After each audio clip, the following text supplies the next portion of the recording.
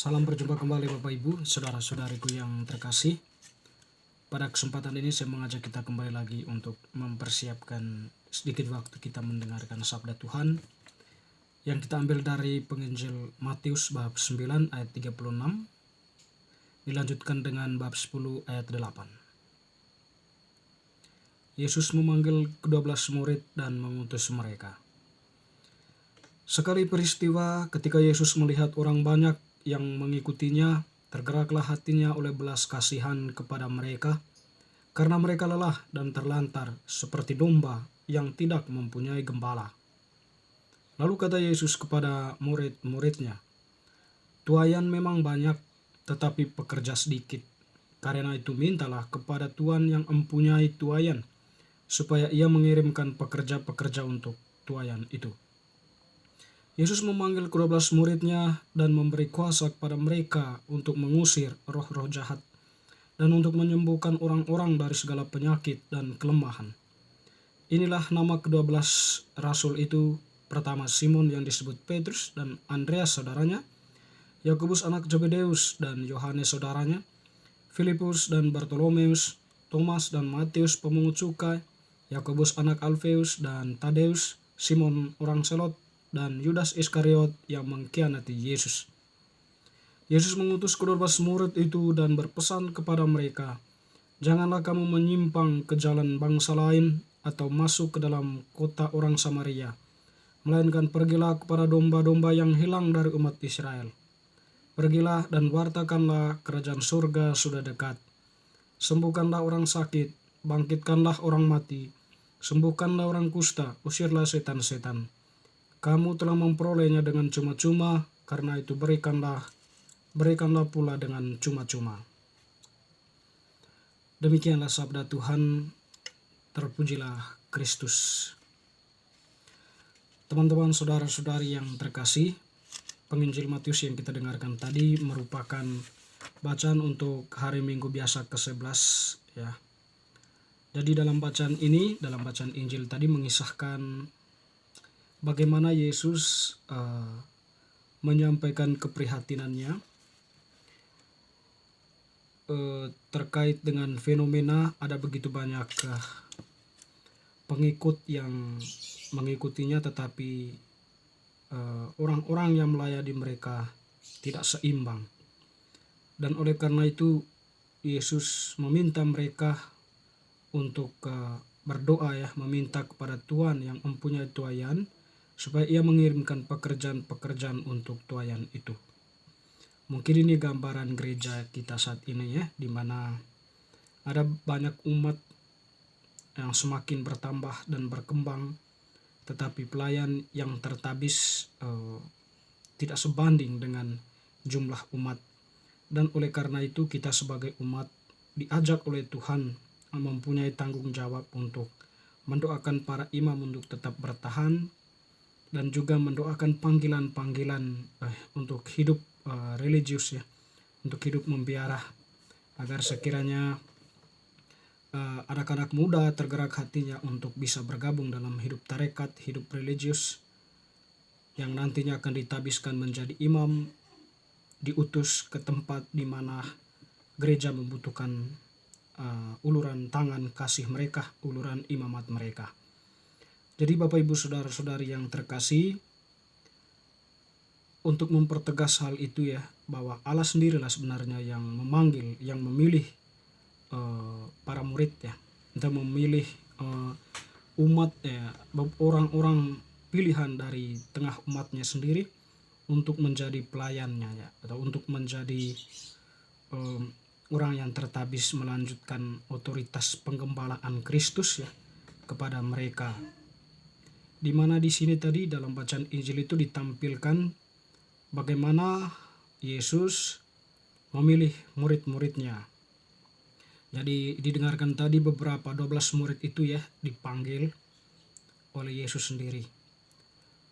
Tetapi yang menarik, panggilan mereka bukan hanya sekedar panggilan untuk mendengarkan Yesus, untuk mengikuti Yesus kemana Yesus pergi, tetapi itu semua penting sebagai persiapan bagi mereka untuk semakin mengenal Yesus secara pribadi, tetapi sekaligus menjadi sebuah pengalaman mereka yang nantinya, atau pengalaman-pengalaman itu menjadi gambaran mereka di kemudian hari ya.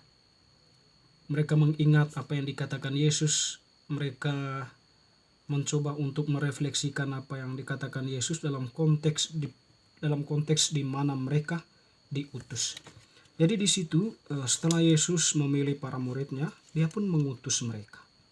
Yesus mengutus ke-12 murid itu dan berpesan kepada mereka, janganlah kamu menyimpang ke jalan bangsa lain.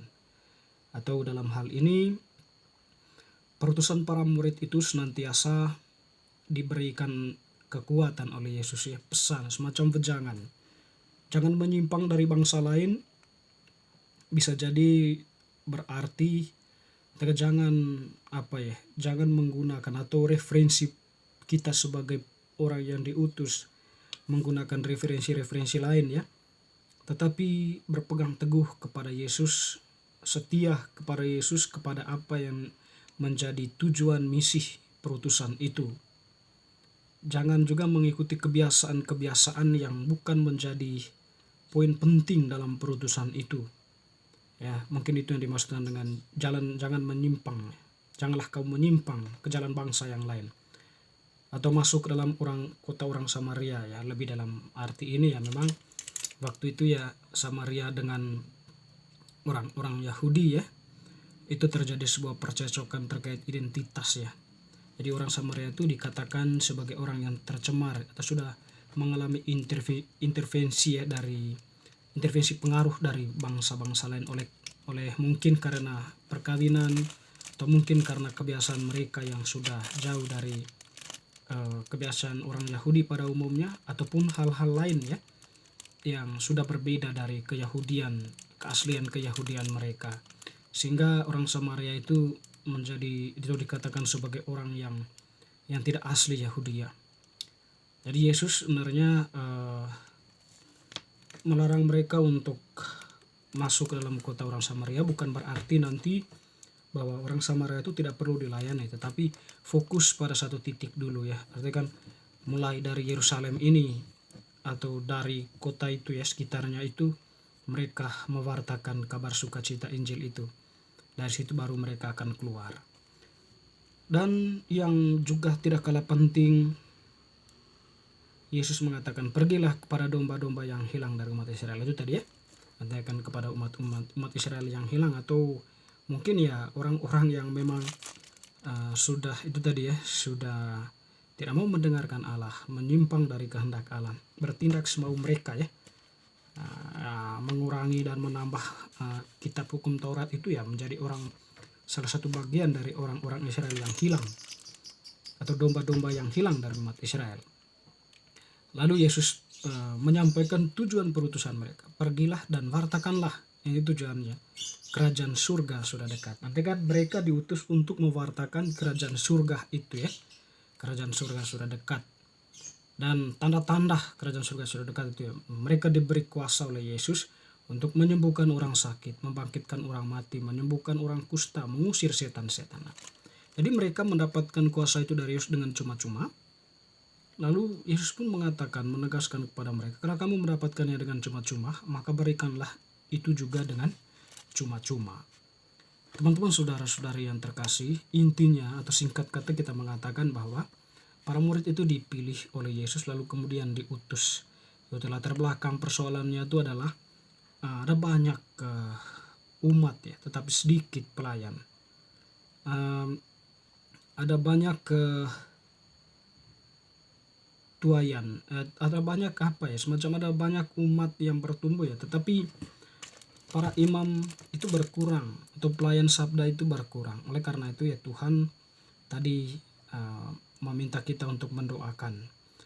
Itu tadi ya, lalu kemudian Yesus memberikan gambaran itu ya. Ia mengutus para muridnya untuk pergi kepada orang-orang yang atau tempat menjadi tugas perutusan mereka, dengan segala hal tadi yang disampaikan oleh Yesus kepada mereka. Kalau kembali kita konteks kita saat ini ya, memang gereja itu sangat membutuhkan para imam ya, karena umatnya semakin hari semakin bertambah, panggilan hidup membiara pun, panggilan hidup religius pun ya semakin berkurang, semakin menurun. Oleh karena itu Tuhan meminta kita sebagai umat mendoakan agar sekiranya panggilan hidup membiara, panggilan hidup religius itu tetap bertumbuh dan berkembang di tengah dunia modernitas saat ini. Teman-teman saudara-saudari yang terkasih, kita sendiri ya juga dipilih oleh Tuhan melalui sakramen baptis yang kita terima. Dipilih lalu kemudian diutus. Ya, diutus oleh Tuhan dalam posisi kita masing-masing, dalam profesi kita masing-masing. Di sana kita diharapkan oleh Tuhan untuk bertindak, berbuat, merancang sesuatu sesuai dengan atau berdasarkan atau spiritualitas kita itu adalah spiritualitas Kristiani, spiritualitas Yesus sendiri ya, di mana yang dikedepankan adalah kebaikan bersama. Semoga bacaan hari ini semakin meneguhkan iman kita. Amin.